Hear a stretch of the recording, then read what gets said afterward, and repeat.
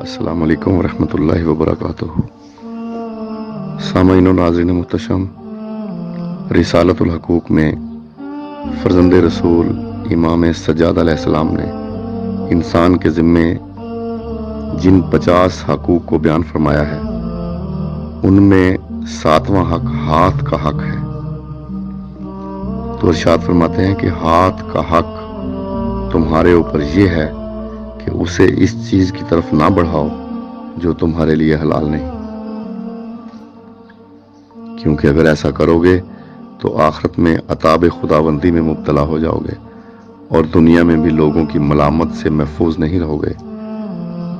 اور اسے اس چیز سے نہ روکو جو خدا نے اس پر واجب کی ہے، اور اس کا احترام اس طرح کرو کہ ان سے بہت سے ایسے کام انجام نہ دو جو اس کے لیے حلال نہیں، اور ان کو ان چیزوں کے لیے کھولو جن میں ان کا نقصان نہیں۔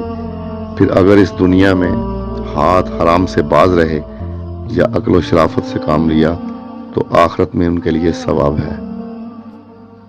تو سامعین و ناظرین محتشم، خداوند متعال ہمیں عمل کی توفیق بخشے اور ہمیں اپنے حصار لطف و کرم میں رکھے۔ والسلام علیکم ورحمۃ اللہ وبرکاتہ۔